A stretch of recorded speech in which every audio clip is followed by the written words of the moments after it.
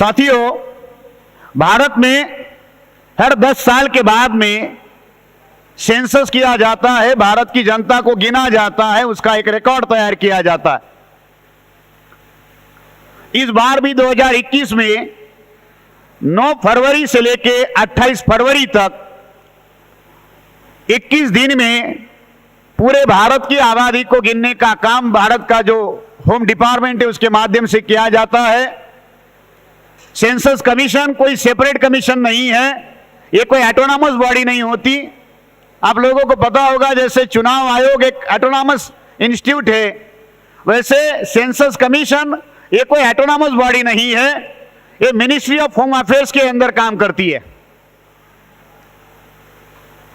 और ये ministry of home affairs के माध्यम से साथियों भारत की सेंसस के कार्यक्रम को चलाया जाता है। तो 9 फरवरी से लेके 28 फरवरी के बीच में 21 दिनों में 20-21 दिनों में इस पूरे भारत का सेंसस किया जाएगा, आंकड़े गिनने का काम किया जाएगा। और फिर ये जो आंकड़े जमा होते हैं, ये आंकड़े इतने ज्यादा जटिल होते हैं, इतना ज्यादा रिकॉर्ड जमा किया जाता है। इस बार तो सरकार ने ये घोषणा की है कि इस बार की सेंसस जो है ये डिजिटल लेवल पर की जाएगी।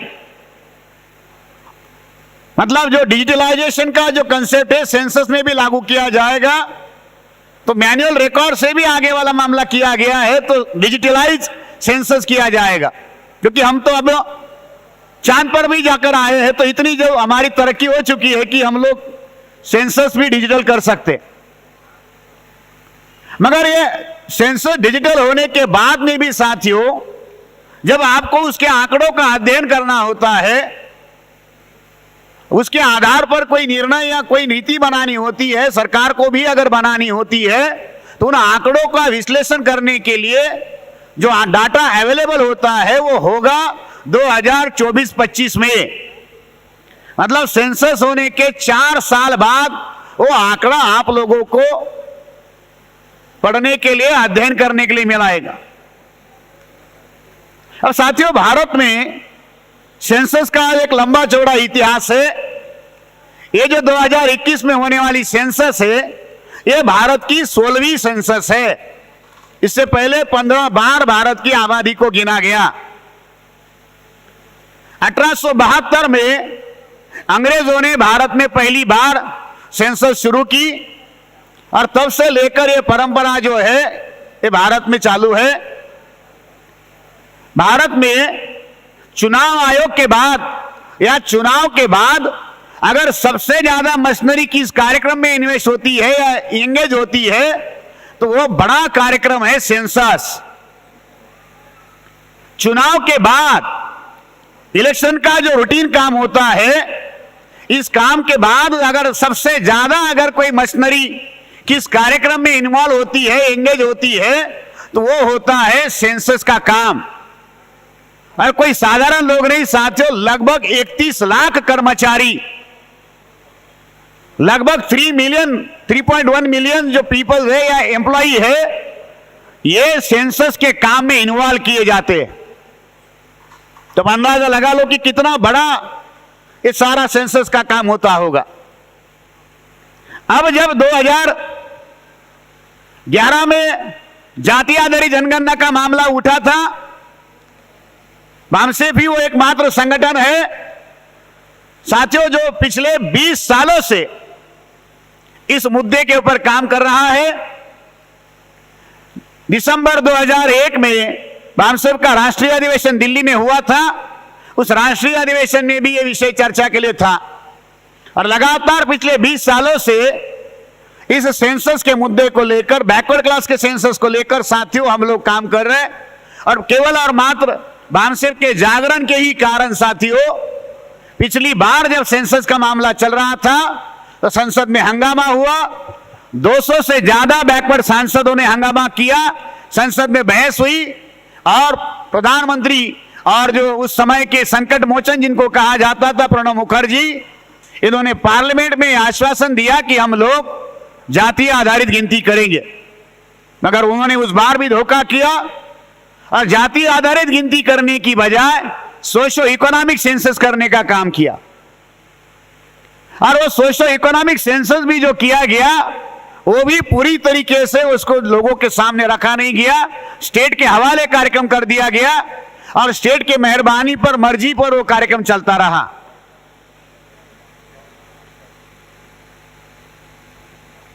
आजाद भारत में सेंसस की प्रक्रिया शुरू की गई। साथियों, जब सेंसस का इतिहास हम लोग देखते हैं, उसकी थोड़ी बहुत जानकारी हम लोग अगर जमा करना चाहते हैं, तो मैं जब बाबा साहब अम्बेडकर सेंसस के बारे में क्या कहते थे, बाबा साहब अम्बेडकर खास तौर पर जाति आधारित सेंसस के बारे में या कास्ट बेस्ड सेंसस के बारे में क्या कहते थे, इसके बारे में जब मैंने जानकारी लेने की कोशिश की तो कॉन्स्टिट्यूशन असेंबली में 2 बार बाबा साहब ने कास्ट बेस्ड सेंसस का मुद्दा उठाया। बाबा साहब ने रिजाइन देने से पहले 2 बार इस मुद्दे को अपने कार्यकाल में बड़ी गंभीरता से उठाया। और उस समय जैसे आज हम लोग 2019 में यहां नासिक में अधिवेशन लेकर यह चर्चा कर रहे हैं कि कास्ट बेस्ड सेंसस होनी चाहिए, 1948 में बाबा साहब अम्बेडकर ने कास्ट बेस्ड सेंसस का मुद्दा उठाया। और बाबा साहब अम्बेडकर यह बात संविधान सभा में उठाते हैं कि जल्द ही जनरल इलेक्शंस होने वाले हैं और जनरल इलेक्शंस के लिए हमारे पास ऑथेंटिक डाटा होना चाहिए। 1941 की जो सेंसस है उसको ऑथेंटिक नहीं माना जा सकता क्योंकि सारे आंकड़े बढ़ा चढ़ाकर बताए गए हैं। उन आंकड़ों पर विश्वास नहीं किया जा सकता क्योंकि ब्रिटिश सरकार ने उस समय 1941 की सेंसस करने के लिए जो प्रोविंशियल गवर्नमेंट थी, उस प्रोविंशियल गवर्नमेंट को जिम्मेदारी दी थी कि तुम ये सेंसस का काम करो। और आप जानते हैं कि उस समय ज्यादातर प्रोविंशियल गवर्नमेंट कांग्रेस की थी, तो वो उस आंकड़ों में बहुत ज्यादा गड़बड़ियां की गई। तो बाबा साहब अम्बेडकर ये कहते हैं कि उन आंकड़ों को प्रामाणिक नहीं माना जा सकता। हमें चुनाव की तैयारियां करनी, इलेक्शंस के लिए हमारे पास ऑथेंटिक डाटा होना चाहिए। तो उस डाटा के लिए एक अधिकृत हमारे पास संख्या होनी चाहिए, प्रमाणित संख्या होनी चाहिए। तो जातीय आधारित गिनती करनी चाहिए। और जब साथियों बाबा साहब अम्बेडकर ने जातीय आधारित गिनती का मुद्दा उठाया, कास्ट बेस्ड सेंसस का जो अंग्रेजों का मामला था उसको उठाया, बराबर उसके बाद जवाहरलाल नेहरू ने 1948 का जो सेंसस एक्ट था उसमें बदलाव किया। बाबा साहब अम्बेडकर केवल मुद्दा उठा रहे थे, उसकी प्रतिक्रिया कांग्रेस के ऊपर हुई और कांग्रेस ने, नेहरू ने इस बात को जाना कि अगर जातीय आधारित गिनती का मामला अगर बाबा साहब उठा रहे और ये आंकड़े अगर लोगों के सामने आ गए तो कांग्रेस की राजनीति जड़ के साथ खत्म हो जाएगी। तो जवाहरलाल नेहरू ने सेंसस एक्ट में बदलाव किया। अंग्रेजों की जो नीति थी जाति के आधारित पर गिनती करने की, उस गिनती को, उस जातीय आधारित गिनती करने की नीति को कांग्रेस ने, जवाहरलाल नेहरू ने रोका और उसके जगह पर जाति के आधार पर जो सेंसस होता था उसको रोककर धर्म के आधार पर सेंसस करवाने का निर्णय किया गया। आज बीजेपी के लोग, मोदी और अमित शाह के लोग हर बात के लिए नेहरू को जिम्मेदार धरते हैं। हर बात अगर कोई उनको प्रॉब्लम होता है तो उसको नेहरू को जिम्मेदार मानते हैं। मगर आज तक मोदी, शाह या किसी भी बीजेपी के नेता ने जाति आधारित गिनती का काम नेहरू ने रोकने का किया, इसके लिए कभी नेहरू को जिम्मेदार नहीं माना। ये भी तो काम नेहरू ने किया था। और साथियों ये सेंसस एक्ट बदला गया और उसके बाद 1951 से लेके जो सेंसस भारत में हुई, हर बार जाति के आंकड़ों को छुपाया गया, हर बार उस जाति को छुपाने की कोशिश की गई, जाति के आंकड़ों को छुपाने की कोशिश की। 2011 का जो सोशो इकोनॉमिक सेंसस है, अगर आप उसको पढ़ोगे, उसका थोड़ा डाटा अगर आप छानबीन करने के लिए लोगे तो भारत में उस सेंसस कमीशन जो है उसके आंकड़े अवेलेबल है। जो आंकड़े लोगों की तरफ से जाति के नाम पर जमा किए गए लगभग 40 लाख से ज्यादा जातियों के नाम जमा हुए। सोशियो इकोनॉमिक सेंसस को अगर आप पढ़ोगे, उसके डाटा को अगर आप अध्ययन करोगे, तो एक दो नहीं, छोटी मोटी 40 लाख जातियों के आंकड़े सामने आए। इतनी ज्यादा जातियों का आंकड़ा जमा हुआ। अब इसमें सारे के सारे जेन्युइन नहीं है। हर जाति अपने अपने नाम के आगे गोत्र लगाती है, कोई लोग अपना वंश के नाम पर लगाता है। और फिर सरकार ने यह रिपोर्ट पब्लिश क्यों नहीं की? तो उन्होंने कहा कि ये इतना बड़ा आंकड़ा जो है, हम इसको वर्गीकरण नहीं कर सकते, उसको क्लासिफाई नहीं कर सकते, इसलिए ये डाटा जो है पब्लिक डोमेन में नहीं लाया जा सकता, उसकी चर्चा नहीं कर सकते। और यही तर्क इस बार भी दिया गया। 31 अगस्त 2018 को, बराबर एक साल पहले की बात है, 31 अगस्त 2018 को उस समय के जो होम मिनिस्टर थे राजनाथ सिंह, उन्होंने बाकायदा प्रेस कॉन्फ्रेंस करके एक घोषणा की थी कि इस बार भारत सरकार जो है बैकवर्ड क्लासेस की सेंसस करेगी। ऑफिशियल उसका प्रेस रिलीज किया गया था। 31 अगस्त 2018 को यह जानकारी होम डिपार्टमेंट के लोगों ने, होम मिनिस्टर ने आंकड़ा, मतलब ये घोषणा की थी कि हम लोग इस बार बैकवर्ड क्लास का सेंसस करेंगे, कास्ट बेस्ड सेंसस करेंगे। अब जब यह घोषणा की है तो सरकार अपनी ही की हुई घोषणा के विरोध में स्टैंड क्यों ले रही है? साथियों, अभी होम डिपार्टमेंट ने सेंसस की तैयारियां शुरू कर दी है। एक पिछले 8-15 दिनों का अगर आप इंडियन एक्सप्रेस पढ़ो या हिंदू पढ़ो, तो आपको इसमें सारी डिटेल जानकारी पढ़ने को मिलेगी कि जो सेंसस कमिश्नर है, इसने ये कहा कि हमारे ऊपर बंधन है, मैंडेटरी हम लोगों को है कि SC ST का सेंसस किया जाए। तो फिर बैकवर्ड क्लासेस का मुद्दा क्यों है? तो फिर सेंसस कमिश्नर ने यह कहा कि बैकवर्ड क्लास का सेंसस होना चाहिए या नहीं होना चाहिए, निर्णय कैबिनेट को लेना है, वो हमारे अधिकार वाली बात नहीं है। और कैबिनेट की तरफ से, होम डिपार्टमेंट की तरफ से हमें ऐसी कोई सूचना नहीं आई है। जो पुरानी नीति है, हम उसी के ऊपर काम कर रहे हैं। तो सवाल है कि ये चुनाव से पहले क्यों कहा गया? तो चुनाव के पहले इस बात का प्रोपेगेंडा किया गया ताकि बैकवर्ड क्लासेस के लोगों को चुनाव में इस्तेमाल किया जाए, बैकवर्ड क्लासेस के लोगों का समर्थन हासिल किया जाए। और जैसे ही उनका समर्थन मिला, चुनाव के नतीजे घोषित हुए, बीजेपी दोबारा सत्ता में आई, तो बीजेपी ने अपने ही किए हुए वादे को इनकार किया और बैकवर्ड क्लास की सेंसस करने से इनकार किया। 2001 में बीजेपी की सरकार थी, उस समय लाल कृष्ण आडवाणी के पास होम मिनिस्ट्री थी। लाल कृष्ण आडवाणी ने भी बैकवर्ड क्लास की सेंसस को करने से इनकार किया था। इस बार भी बीजेपी के ही लोगों ने इनकार किया। 2011 में प्रणब मुखर्जी ने इनकार किया। अब आप कहोगे कि आंकड़ों से क्या होता है? आंकड़ों से क्या फर्क पड़ता है? साथियों, इस देश का 52% OBC अपने हक अधिकार तो छोड़ो, अपनी पहचान के लिए तरस रहा है। 70 साल हो गए आजादी को। इस देश का शासक वर्ग, अपर कास्ट जो वर्ग है, ब्राह्मण जो है, उसकी सेंसस करने के लिए राजी नहीं है। आपकी जानकारी के लिए बताऊं, 2018 में भारत सरकार की जो एनिमल हस्बेंड्री मिनिस्ट्री है, उसने भारत के अंदर कितना लाइव स्टॉक है, कितने जानवर है, उस जानवरों का गिनती शुरू कर दिया। ये जानवरों का सेंसस 20 बार हुआ भारत में। 2012 में जब सेंसस किया, जानवरों का गिनती किया, वो 19वीं गिनती थी। सितंबर 2018 से जानवरों का गिनती शुरू कर लिया गया। ये 20वां सेंसस है जानवरों का।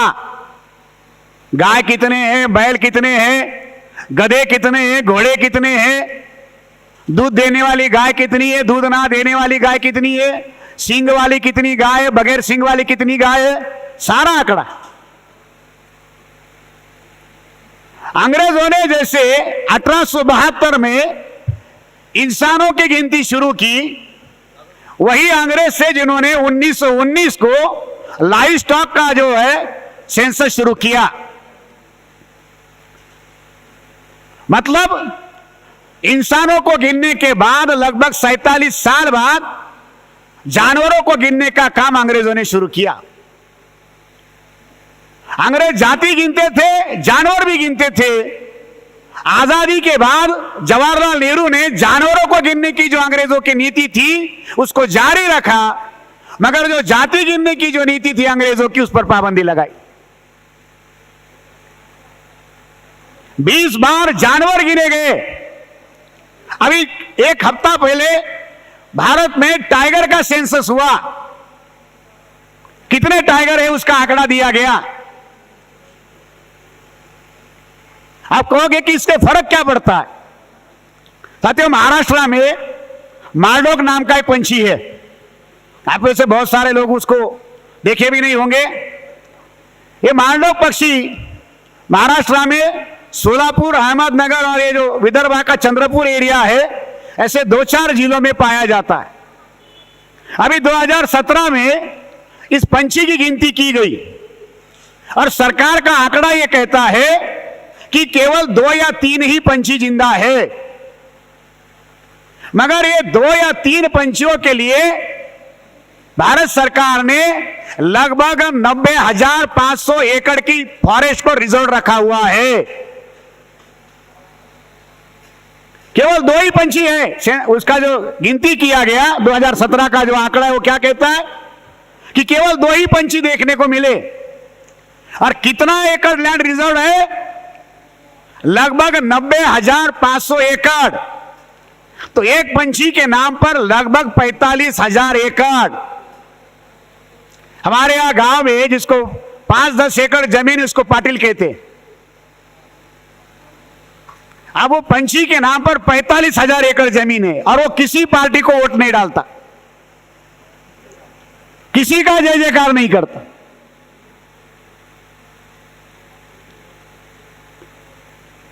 आंकड़े क्या करते हैं साथियों? या आप लोगों को लगता होगा कि बार बार जाति का नाम लेकर क्यों बोला जाता है? जाति की क्या जरूरत है? कम से कम बैकवर्ड क्लास के लोगों को तो ये जानने की जरूरत है कि उनके साथ क्या हो रहा है। साथियों, अभी 7 अगस्त हुआ, 4 दिन पहले की बात है।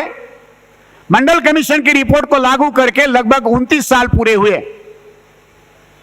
और 29 साल होने के बाद में बैकवर्ड क्लास का क्या स्टेटस है साथियों, उसके बारे में मैं कुछ आंकड़े आपके सामने रखना चाहूंगा। 10 जुलाई 2019 को लोकसभा में टीएमसी का एक सांसद था, उसने एक सवाल पूछा भारत सरकार को कि इस देश के सेक्रेटरीट में भारत की जनता की कितनी हिस्सेदारी है। जिसको आप भारत की जनता कहते हो, we the people of India कहते हो, उस भारत की जनता की सेक्रेटरीट में कितनी हिस्सेदारी है। तो आंकड़े साथियों मैं आपको जरा बता दूं। भारत के सेक्रेटरीट में 89 सेक्रेटरी है। जितनी भी मिनिस्ट्रियां हैं उसमें 89 सेक्रेटरी है। उस 89 सेक्रेटरीट में शेड्यूल कास्ट के हिस्से में 1, यहां जितने शेड्यूल कास्ट के लोग हैं वो सुने, 89 सेक्रेटरीट में शेड्यूल कास्ट का सेक्रेटरी 1, आदिवासियों के 3 और द ग्रेट ओबीसी जो अपने आप को बहुत बड़ा और 30 मार्क का जो अपने आप को मानते हैं कि हम लोग सत्ता में, हमारे राज आ गया, जो घर में बैठकर कश्मीर में प्लॉट खरीदने का प्लान बना रहे, वो बैकवर्ड क्लास के लोगों के हिस्से में कितनी मिनिस्ट्रियां हैं? 89 सेक्रेटरीट में बैकवर्ड क्लास का ओबीसी का जो रिप्रेजेंटेशन है 0। 89 सेक्रेटरी है सेंट्रल गवर्नमेंट के मिनिस्ट्रियों में, अब 52% ओबीसी का रिप्रेजेंटेशन है 0। उसके बाद आता है सेक्रेटरी के नीचे एडिशनल सेक्रेटरी, 93 एडिशनल सेक्रेटरी है, शेड्यूल कास्ट के 6, आदिवासियों के 5 और इसमें भी ओबीसी की बहुत बड़ी हिस्सेदारी है। इस बार भी वो पीछे नहीं हटे, इस बार भी 0 है। फिर एडिशनल सेक्रेटरी के नीचे आता है ज्वाइंट सेक्रेटरी। 275 ज्वाइंट सेक्रेटरी की पोस्ट है टोटल। इसमें शेड्यूल कास्ट के हिस्से में 13, आदिवासियों के हिस्से में 9 और बैकवर्ड क्लास के हिस्से में 19। टोटल मिला के 457 secretary, additional secretary and joint secretary की पोस्ट है। शेड्यूल कास्ट 20, आदिवासी 17 और ओबीसी 19। तो 457 में एससी एसटी ओबीसी की हिस्सेदारी 56। तो 56 इंच के सीना रखने वाले लोगों के हिस्से में कितना आया? 56। यह भारत का असली चेहरा है। बैकवर्ड क्लास के लोगों को क्या इन आंकड़ों की कोई जानकारी दी जा रही है? जो धारा 370 हटाने के लिए मोदी का बल्ले बल्ले कर रहे, मिठाई बांट रहे, पेड़े बांट रहे, यहां क्या किया जा रहा है उसके साथ? 2015 में ओबीसी के 314 लड़के यूपीएससी पास आउट हुए। और 314 यूपीएससी पास आउट हुए लड़कों को जब डीओपीटी के पास भेजा गया पोस्टिंग के लिए, तो डीओपीटी ने उनको क्रीमिलियर के क्राइटेरिया में फंसाया और उसमें से 120 यूपीएससी पास आउट कैंडिडेट को क्रीमिलियर में डाल दिया और उनको पोस्टिंग देने से इनकार किया। यही हाल 2018 में हुआ। 17-18 का यूपीएससी का निकाल उठाकर देखो, 36 स्टूडेंट्स को डीओपीटी ने क्रीमिलियर के क्राइटेरिया में लगाया। 6 बैकवर्ड क्लास के स्टूडेंट जनरल मेरिट में आए, इस वजह से बच गए। 30 लड़कों को पोस्टिंग देने से इनकार किया गया। मात्र 5 सालों में इसी मोदी सरकार ने 150 यूपीएससी पास आउट ओबीसी के कैंडिडेट को पोस्टिंग देने से इनकार कर दिया। तीसरा आंकड़ा साथियों उससे भी ज्यादा चौंकाने वाला है। मोदी सरकार की कैबिनेट के पास में पहली बार जस्टिस रोहिणी कमीशन के रिपोर्ट रखे गए। अरे रिपोर्ट भी यही आंकड़े बताते हैं। सेंट्रल की जो ओबीसी की लिस्ट है, उस लिस्ट में से लगभग 1997 कास्ट जो है वो नौकरियों में 2.6% है।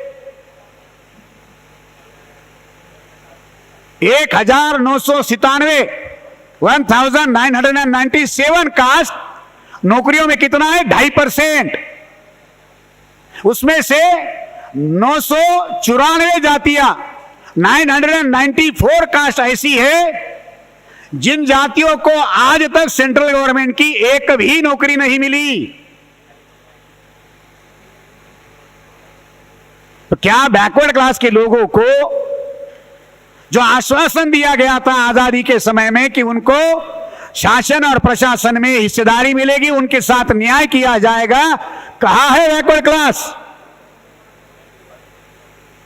अरे जो लोग आपको गिनने के लिए राजी नहीं है, हक अधिकार कहां से देंगे? क्यों जरूरत होती है कास्ट बेस्ड सेंसस की? हर बार सुप्रीम कोर्ट में बैकवर्ड क्लास के रिजर्वेशन को चैलेंज किया जाता है। संख्या नहीं है, किस आधार पर देंगे? मराठा रिजर्वेशन को चैलेंज किया गया, आंकड़ों के आधार पर यह किया गया। और साथियों सवाल केवल ओबीसी की सेंसस का नहीं है। जो आंकड़े 2011 के सेंसस के पब्लिश हुए हैं उसमें शेड्यूल कास्ट का जो पॉपुलेशन है वो 16.6% है और आदिवासियों का जो पॉपुलेशन है वो 8.6% है। अगर ये टोटल किया जाए तो लगभग 25.2% है। अब आप कहोगे कि इसका कास्ट बेस्ड सेंसस का एससी एसटी के क्या संबंध है? एससी एसटी के लिए भी ये इतना ही जरूरी है जितना बैकवर्ड क्लासेस के लिए है, क्योंकि एससी एसटी को संख्या के आधार पर एडिक्वेट रिप्रेजेंटेशन देने का आश्वासन दिया गया है। जब भारत आजाद हुआ तो 12% रिजर्वेशन था। 1971 के बाद इसको 15% किया गया और साथियों 71 से लेकर 2021 तक लगभग हम ये कह सकते कि 50 साल का समय हुआ, ये 15% के आंकड़ों की कोई समीक्षा नहीं की गई। आज अगर शेड्यूल कास्ट का पॉपुलेशन 2011 की सेंसस में 16.6% है, तो शेड्यूल कास्ट का नौकरियों में रिप्रेजेंटेशन जो है वो 15% से बढ़ाकर 16.6% करना चाहिए, 1.6% उसको बढ़ाना चाहिए। अब आप कहोगे कि 1-1.5% से क्या फर्क पड़ता है? सेंट्रल गवर्नमेंट की 50 लाख नौकरियां है, अगर 50 लाख का 2% निकालो 1 लाख नौकरियां होती है। 1-1.5% से कितना फर्क पड़ता है? 1 लाख नौकरियां शेड्यूल कास्ट की सेंट्रल गवर्नमेंट की बढ़ जाएगी। आदिवासियों की 8.6% सेंसस हुई, आदिवासियों को 7.5% दिया जा रहा है। अगर आदिवासियों की हिस्सेदारी बढ़ाई जाए तो आदिवासियों की 50,000 सीटें बढ़ सकती है नौकरियों की, लगभग 1.5 लाख सीटें, 1.5 लाख नौकरियां SC ST की बढ़ जाएगी। मगर SC ST को इसके बारे में बताया नहीं जा रहा। तो ये सेंसस का मामला साथियों केवल शेड्यूल कास्ट, केवल ट्राइब या केवल बैकवर्ड क्लास के साथ जुड़ा हुआ नहीं है, ये भारत की सारी जो शोषित जातियां हैं उन जातियों के हक अधिकार से जुड़ा हुआ है। बजट के लिए जरूरी आंकड़े, डेवलपमेंट के लिए आंकड़े चाहिए, प्लानिंग के लिए आंकड़े चाहिए। सरकार आंकड़े देने के लिए हजारों करोड़ खर्चा करती मगर आंकड़े दे नहीं रही। अब जब आपके आंकड़े ही सरकार के पास नहीं है या वो आंकड़े गिनना नहीं चाहती, तो फिर बैकवर्ड क्लास के साथ आजादी के नाम पर या 70 साल के बाद में क्या होगा? 10% आरक्षण देने के लिए ब्राह्मणों ने जितनी जल्दबाजी की, 15 दिनों के अंदर राष्ट्रपति के द्वारा ऑर्डर निकाला गया, 2 लाख नई सीटें बढ़ाई गई, उसके लिए बजट एलोकेशन किया गया। 10-15 दिनों के अंदर ब्राह्मणों को, सवर्णों को आरक्षण देने के लिए इतनी तैयारियां होती है, तो बैकवर्ड क्लास के लोगों को अधिकार देने के लिए क्यों नहीं होता? 2011 में मामला बना था, उसके साथ धोखा हुआ। 2021 में भी बैकवर्ड लोगों के साथ में धोखा होने की संभावना है। मगर अगर उस धोखे को रोकना है तो साथियों हमें बहुत बड़े पैमाने पर इसके लिए लड़ने की तैयारी करनी होगी। माननीय राष्ट्रीय अध्यक्ष जी ने अभी यहां चर्चा करते हुए जब हम अंदर थे तो एक बड़ा निर्णय वहां पर उन्होंने बताया, एक बड़ी घोषणा अभी आज या मंच पर से शायद वो कर सकते हैं कि ईवीएम का भंडाफोड़ करने के लिए जैसे परिवर्तन यात्रा की गई, वैसे भारत में रिजर्वेशन पॉलिसी को लेकर कितना धोखा हुआ, और ये बैकवर्ड क्लास की सेंसस और जातीय आधारित गिनती के सेंसस को लेकर भी एक विशाल परिवर्तन यात्रा करने की बात उन्होंने वहां पर कही। और मैं ऐसा मानता हूं कि आज में ये सबसे बहुत बड़ा महत्वपूर्ण निर्णय होगा। ओबीसी आज की स्थिति में पूरी तरह से लीडरलेस स्लॉट में कन्वर्ट हो गया है। कैबिनेट में ओबीसी की कितनी हिस्सेदारी है, और जिन लोगों को ओबीसी के नाम पर हिस्सेदारी दी गई है, क्या वो ओबीसी के वास्तविक प्रतिनिधि है? क्या वो बैकवर्ड क्लास के लिए कोई लड़ाई लड़ने का, कोई मामला खड़ा करने के लिए कोई बात कर रहे हैं? नहीं। कोई लीडरशिप सेंट्रल गवर्नमेंट में बैकवर्ड क्लास की नहीं है। वही हालात स्टेट में है, पॉलिटिकल लीडरशिप नहीं है। 13 पॉइंट रोस्टर में बैकवर्ड लोगों के साथ में क्या धोखा किया। आप यूनिवर्सिटी के आंकड़े उठाकर देखो, सेंट्रल यूनिवर्सिटी के आंकड़े उठाकर देखो, कितने ओबीसी के प्रोफेसर वहां पर है, कितने एसोसिएट प्रोफेसर है। गवर्नमेंट के मेडिकल कॉलेज उठाकर देखो, इंजीनियरिंग कॉलेज उठाकर देखो, तो आपको पता चलेगा कि बैकवर्ड लोगों के साथ में क्या हो रहा। तो सरकार क्या करती है? बैकवर्ड लोगों के लिए बढ़िया से बढ़िया घोषणा करती है। राजनाथ सिंह ने घोषणा की कि हम लोग अगली बार जो सेंसस होगा उसमें ओबीसी की सेंसस करेंगे। अब ओबीसी को देने की जरूरत तो है नहीं, तो खुश हो गए। एक बार एक बढ़िया से गाना गाने वाला जो एक कलाकार है जो गाता था, बढ़िया से गाना बजाता था, वो एक राजा के दरबार में जाता है और राजा के सामने जाकर बढ़िया गीत गाता है। जब वो बढ़िया गीत गाता है तो राजा उसका गाना सुनकर खुश होता है और उसको कहता है कि इसे 10,000 रुपए दिए जाए। तो गाने वाला खुश होता है। फिर दूसरा गाना गाता है, बढ़िया गाना गाता है तो बादशाह खुश होता है, कहता है इसको 25,000 दिए जाए। फिर तीसरा गाना गाता है, बादशाह कहता है इसको 50,000 दिए जाए। फिर और एक गाना गाता है, बादशाह कहता है इसको 1,00,000 रुपए दिए जाए। फिर जब वो कार्यक्रम खत्म होता है तो वो जो गायक है वो अपना पैसा लेने के लिए अकाउंटेंट के पास जाता है कि भाई मेरे को राजा ने इतना इतना इनाम दिया है, वो पैसा दो। तो राजा को कहता है कि महाराज आपने इतना इतना मुझे पैसा देने की बात कही थी और मेरा इनाम दो। तो राजा उसको कहता है, बादशाह उसे कहता है, तू मेरे कानों को खुश कर रहा था, मैं तेरे कानों को खुश कर रहा था। तू मेरे कानों को खुश कर रहा था, मैं तेरे कानों को खुश कर दिया, दोनों के कान खुश हो गए, लेने देने की जरूरत नहीं है, कान खुश हो रहे हमारे। नॉर्थ इंडिया में एक कहावत है, हलवाई का कुत्ता जो है वो खुशबू से ही उसका पेट भर जाता है। हलवाई का जो कुत्ता होता है उसको देने की जरूरत नहीं पड़ती, खिलाने की जरूरत नहीं पड़ती, केवल जो मिठाई की खुशबू आती है उसी से उसका पेट भर जाता है। बैकवर्ड क्लास के साथ यही हुआ। हम गिनती करेंगे, हमको लगा हो गया। मराठा आरक्षण के साथ यही हुआ। साथियों, ये सारा धोखाधड़ी का मामला है। ब्राह्मण लेना जानता है, देना नहीं। ब्राह्मणों का चरित्र जो है वो देने वाला नहीं है, लेने वाला है। इसलिए उससे सतर्क होने की जरूरत है। और इसके लिए साथियों बड़े पैमाने पर हम लोगों को लड़ने की और संगठित तरीके से काम करने की जरूरत है। इस बार सरकार ने निर्णय लिया,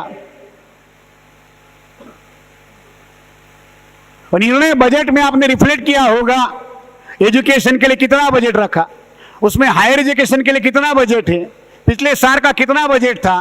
आंकड़े उठाकर देखो तो आंकड़ों की हेरा फेरी करके आंकड़े बढ़ा करके दिखाए गए। उन आंकड़ों में आपकी क्या हिस्सेदारी है? जो बजट घोषित किया गया बैकवर्ड क्लास के नाम पर, शेड्यूल कास्ट के नाम पर, ट्राइब के नाम पर, खर्चा कितना हुआ? सरकार जो खर्चे के आंकड़े हैं वो छुपा रही है। प्लानिंग कमीशन या नीति आयोग जो प्रपोजल भेजता है वो आंकड़े देखिए, और सरकार का एक्चुअल प्रोविजन बजट जो है वो देखिए, जमीन आसमान का अंतर है।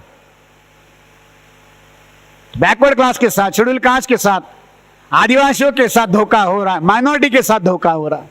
तो साथ इस धोखे से बाहर निकलना होगा और इसके लिए लड़ाई लड़ने की जरूरत है। इसलिए एक बहुत बड़ी लड़ाई इस बैकवर्ड क्लास की और जाति आधारित सेंसस के मुद्दे पर लड़ने की जरूरत है। जाति को गिनना होगा। जब तक जाति नहीं गिनी जाएगी तब तक भारत का असली चेहरा सामने नहीं आएगा। जाति की गिनती कितनी जरूरी है, उसका क्या इंपैक्ट होता है, ये हमसे ज्यादा ब्राह्मण जानता है। इसलिए ब्राह्मण हमेशा जाति की गिनती छुपाता रहा। इसलिए साथियों इसको एक्सपोज करने के लिए बड़े पैमाने पर काम करने की जरूरत है। समाज की महत्वपूर्ण घटनाओं की जानकारी के लिए MN टीवी को सब्सक्राइब करें और साथ ही साथ बेल आइकन को दबाएं ताकि आपको हर महत्वपूर्ण जानकारी मिलती रहे।